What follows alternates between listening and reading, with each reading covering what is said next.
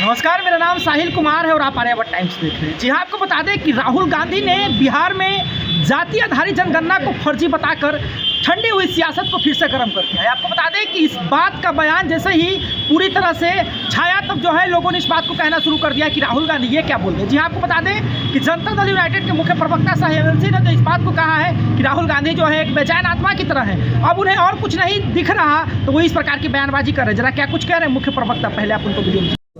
और इस कार्यक्रम में सब उपस्थित अति पिछड़ा समूह के एक राजनीतिक कार्यकर्ता, जिनको जनता दलियों के नेता नीतीश कुमार की जैसी पार्टी में ही सम्मान मिल सकता है, हाल के दिनों में जिन्होंने विधान परिषद के द्विवार्षिक उपचुनाव में जो नामांकन दाखिल किया है, माननीय ललन प्रसाद जी, हमारी पार्टी के पूर्व एमएलसी माननीय Valmiki Singh ji, electronic print digital media के सम्मानित साथियों, सर्वप्रथम एक अनुरोध आप लोग से करेंगे कि इसके बाद 1-to-1 मत करिएगा, मेरी तबीयत ठीक नहीं है। हम अभी माननीय निहोरा प्रसाद यादव जी ने विस्तार से उन बातों को बताया। नीतीश निश्चय और जनता का विश्वास, यह जाति सर्वे का काम हमने पूरा किया। राज्य सरकार अपने खर्च पर बिहार में जाति सर्वे का काम करवाया और आप सब विदित है कि 2 अक्टूबर 2023 को इसकी रिपोर्ट राष्ट्रपिता महात्मा गांधी के जयंती के अवसर पर सार्वजनिक किया गया। अब माननीय राहुल गांधी जी कांग्रेस के अध्यक्ष हैं, या माननीय राहुल गांधी जी बेचैन आत्मा है, या बिहार के कांग्रेसियों को अज्ञानी कह रहे हैं कि आप लोग चंडूखाना बना के रखे हुए पार्टी को। बिहार कांग्रेस का कोई औचित्य नहीं रह गया है। अगर राहुल गांधी जी कहते हैं कि जाति सर्वे की रिपोर्ट फेक है, गलत है, तो सर्वदलीय सहमति में कैसे भाग लिए, मीटिंग में कैसे भाग लिए? या तो आपने कोई ज्ञान उनको नहीं दिया, आजकल ज्ञान में फंसे है ना, स्टेट और इसके मामले में एफआईआर दर्ज हो गया ऊपर, तो ये अज्ञानी बता दिया बिहार के कांग्रेसियों को, और इन लोग की जमीर नहीं जागी, हिम्मत नहीं हुआ, इसे लगता नौकरी कर रहे हैं। सदाकत आश्रम में जो लोग कार्यरत कर्मी है वो नौकरी कर सकते हैं, एक राजनीतिक कार्यकर्ता कैसे नौकरी करता है? और हद तो तब हो गया, माननीय निहोरा यादव जी ने बताया कि लालू जी के घर पर गौशाला कुछ देख रहे हैं।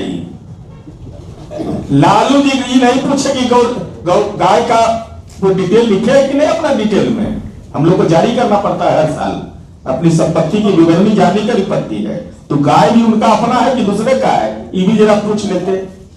और एक बार भी लालू जी ने और माननीय तेजस्वी यादव ने यह क्यों नहीं पूछा कि आपने जाति सर्वे को फर्जी कैसे बता दिया?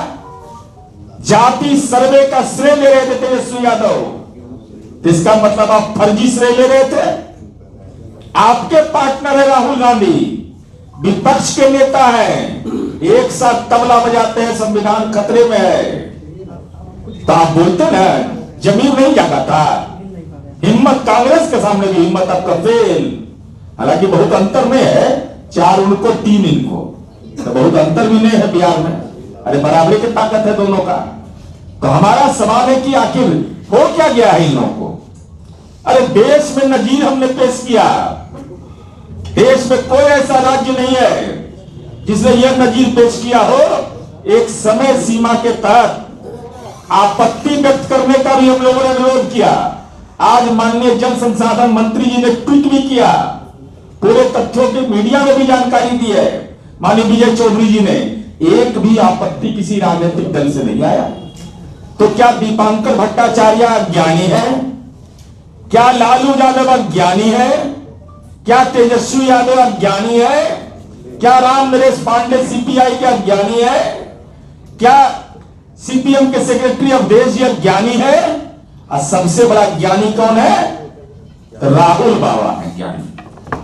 हद हालत है। अरे जाति सर्वे की रिपोर्ट आपको इसलिए अपच लग रहा है कि यह आपका चरित्र रहा है रिजर्वेशन के खिलाफ। इनके पिता स्वर्गीय राजीव गांधी जी ने मंडल आयोग की रिपोर्ट को कीड़े का डब्बा बोला था, कीड़े का डिब्बा। तो जिस तरह राहुल गांधी अपनी दादी इंदिरा जी के लिए आपातकाल लगाने के लिए माफी मांगे थे, तो राहुल गांधी ने अपने पिता के उस बयान मंडल आयोग की कमीशन की रिपोर्ट के बारे में क्यों नहीं माफी मांग लिया? माफी मांगते आप कि हमारे पिता ने गलत बयान दिया था। जातिगत सर्वे की बात पर आप सवाल खड़ा कर रहे हैं। और जवाब दीजिए राहुल गांधी जी, कर्नाटका में आपकी सरकार है, आपकी सरकार के कार्यकाल के समय जातिगत जनगणना कर्नाटका के अंदर हुई। यह बिहार की ज्ञान की भूमि है। यहां रेड हैंड इसका झूठापन पकड़ा गया, इस आदमी का असत्य बोलने का कि पकड़े गए, बेचैन आत्मा की तरफ तड़प रहे थे। अब बापू सभागार में मीटिंग के देखो और प्रशंसा हम बोल देते हैं कि नीतीश कुमार जी देखिए कैसा बापू सभागार बनाया है। एक आध कांग्रेस शासित प्रदेश में है, गलतियों से ऐसा हॉल बना है। अब बापू टावर देख लेते तो दिमागे का टावर उड़ जाता आपका। अब मेरिन ड्राइव देखते तो और ज्यादा तूफान मचा देता। अंतरराष्ट्रीय संग्रहालय देखते तो बेचैन हो जाते आप। तो हम यह जानना चाहते हैं कि कर्नाटका में जातिगत जनगणना की अधिसूचना 2014 में सीतामढ़ैया की सरकार ने अधिसूचना जारी किया। अप्रैल मई में 2015 में, जरा ध्यान दीजिएगा मीडिया के लोग, 1.3 लाख परिवारों का सर्वे किया गया, जिसमें 1.6 लाख कर्मचारियों की मदद ली गई। सर्वे का कुल खर्च आया 169 करोड़ रुपया। सर्वे डेटा का डिजिटलाइजेशन का काम भारत इलेक्ट्रॉनिक लिमिटेड को सौंपा गया। रिपोर्ट जारी करना था, यह दावा किया गया। अप्रैल 2016 में कर्नाटक पिछड़ा वर्ग आयोग के सचिव एच कंठराज ने कहा कि रिपोर्ट जारी करने का कार्य अंतिम चरण में है। 2016 तक रिपोर्ट सार्वजनिक हो जाएगी। लेकिन आज तक वह रिपोर्ट कर्नाटक की सरकार ने, तो तत्कालीन सरकार थी, उसने वह रिपोर्ट नहीं जारी किया। 2016 के बाद वर्तमान में भी सीतामढ़ैया की सरकार है। वहां क्यों नहीं लागू हुआ राजीव गांधी? क्यों नहीं घोषणा हुआ? वो रिपोर्ट क्यों नहीं सार्वजनिक हुआ? यह कारण क्या है, यह जानना बड़ा ही दिलचस्प है। आखिर कारण क्या है? रिपोर्ट ही जारी क्यों नहीं हो रहा?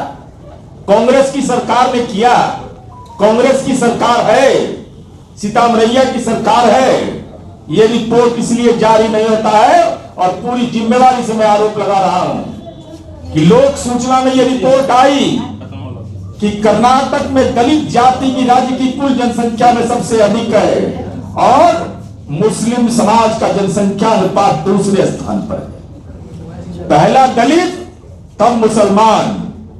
ये वहां की जाति सर्वे का सच्चाई है। अब कांग्रेस की रिपोर्ट इसलिए रिपोर्ट जारी नहीं कर रही है कि रिपोर्ट में दलित और मुस्लिम की आबादी सबसे ज्यादा है, जबकि कर्नाटक की राजनीति पर लिंगायत और बोकलिंगा समुदाय का पूर्ण प्रभाव कायम है।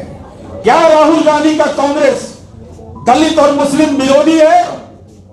चूंकि दलितों की संख्या ज्यादा है, मुसलमानों की संख्या ज्यादा है, ये सार्वजनिक डोमेन में नहीं आया। उन्होंने स्पष्ट तौर पे कहा कि जिस वक्त ये जाति आधारित जनगणना हुई थी, उस वक्त सभी लोग हमारे साथ ही, उस वक्त ये जो अभी के समय में ज्ञानी बन रहे उस समय के अज्ञानी थे, और जो हमेशा से तेजस्वी यादव इस बात का श्रेय लेते आए हैं कि जाति आधारित जनगणना हम रह के करवाए हैं, तो अब वो क्यों नहीं बोल रहे हैं? उसके बाद उन्होंने कहा कि अगर बिहार की जाति आधारित जनगणना अगर फर्जी है, तो फिर कर्नाटक में जो कांग्रेस की सरकार में हुई है वो क्या है? उन्होंने स्पष्ट तौर पे कहा है कि जिस प्रकार से मंडल की रिपोर्ट को जो है राजीव गांधी ने रुकवा दिया था, उसी प्रकार से जो है राहुल गांधी भी आरक्षण के विरोधी ही है। जिस प्रकार का बाकायदा बयान दिया है मुख्य प्रवक्ता नीरज कुमार शाह MLC ने। इसी प्रकार के खबरों के लिए आर्यावर्त टाइम्स के साथ बने रहे। साहिल कुमार की रिपोर्ट।